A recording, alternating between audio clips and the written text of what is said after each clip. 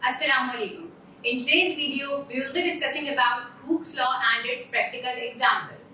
So, in the last video, we have understand the term elasticity. Elasticity क्या होती है? Elasticity एक property थी जो कुछ extension करने वाले solids के अंदर पाई जाती थी, जिसमें आप अगर force लगाएं तो वो अपने आप को extend कर लेते थे, stretch कर लेते थे, और जब वो applied force remove होती थी, वो दोबारा अपनी असली हालत में वापस आ जाते थे. This is called elastic property. जो सॉलिड्स इलास्टिक प्रॉपर्टी होल्ड करते हैं उस पर हुक्स लॉ ने एक मैथमेटिकल एक्सप्रेशन हमें ड्राइव करके दिया. So let me read the statement for you. Within elastic limit the extension produced in the spring is directly proportional to the force applied.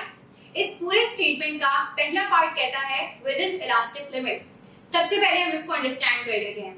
Elastic limit क्या है?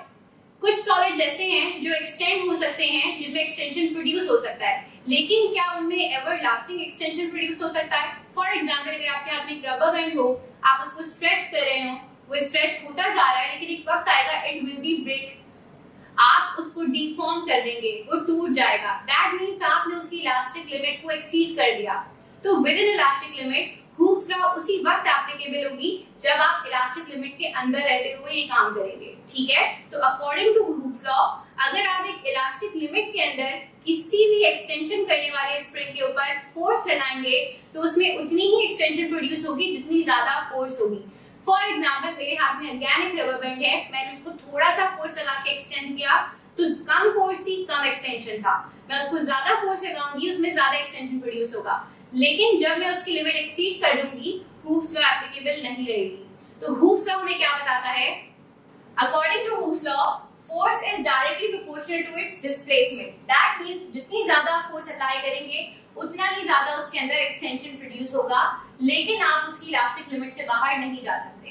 तो this is the expression that Hooke's law provided अस. हम इसको solve करने के लिए क्या करते हैं? प्रोपोर्शनैलिटी हटाते हैं तो इज इक्वल्स टू और कांस्टेंट लगाना होता है. तो मैं प्रोपोर्शनैलिटी हटाऊंगी और यहाँ पर इज इक्वल्स टू और कांस्टेंट अप्लाई करूंगी. f बराबर हो जाएगा is equals to constant minus x. Now हमारे पास मुख्तलिफ तरह के सॉलिड्स हैं, सबकी स्टिफनेस, सबकी एक्सटेंशंस डिफरेंट हो सकती हैं उनके मटेरियल पे बेस करते हुए. तो एक चीज है जो हर मटेरियल के बारे में कांस्टेंट रहेगी, that is k, which is stiffness of the spring. यहाँ पर जो कांस्टेंट चीज रहने वाली है that will be stiffness of spring. तो हम कांस्टेंट को रिप्लेस कर देंगे with k, that is spring constant. तो हमारे पास जो फाइनल एक्सप्रेशन बन के आता है हुक्स लॉ का, that is f is equals to minus kx. इसकी मदद से हम कितनी फोर्स लगाकर कितना एक्सटेंशन प्रोड्यूस कर पा रहे हैं हम ये कैलकुलेट कर सकते हैं, और कितना एक्सटेंशन प्रोड्यूस हुआ ये जानते हुए हम उस पर कितनी फोर्स लगाई गई है ये भी मालूम कर सकते हैं. So let's see the practical example of this. So this is the problem, let's discuss it. A spring has a spring constant of k is equals to 30 newton per metre. जिस स्प्रिंग की हम बात करने वाले हैं उसकी stiffness के हिसाब से उसका स्प्रिंग कांस्टेंट क्या गिवन है? 30 न्यूटन पर मीटर गिवन है. What force is required? मुझे मालूम क्या करना है, इसमें फोर्स मालूम करनी है to produce the extension of 4 meter. Extension मतलब जब ये फोर्स लगी तो उस स्प्रिंग के अंदर कितना एक्सटेंशन प्रोड्यूस हुआ है? 4 मीटर्स का. तो हमें मालूम करना है वो फोर्स कितनी है. सबसे पहले डाटा बनाते हैं. F मुझे मालूम करना है, X मुझे गिवन है, that is extension of the spring which is 4 metre, और मेरे पास स्प्रिंग कांस्टेंट भी मौजूद है, that is 30 newton per metre. अभी हमने हुक्स लॉ का एक्सप्रेशन ड्राइव किया, that is F is equals to minus kx. अगर तो मेरे पास k मौजूद है और x मौजूद है तो मैं F निकाल सकती हूँ. क्या ये दोनों चीजें मेरे पास मौजूद हैं? Yes, मेरे पास x भी मौजूद है, मेरे पास k भी मौजूद है. Let's put the values and find out the force. F is equals to minus k क्या है?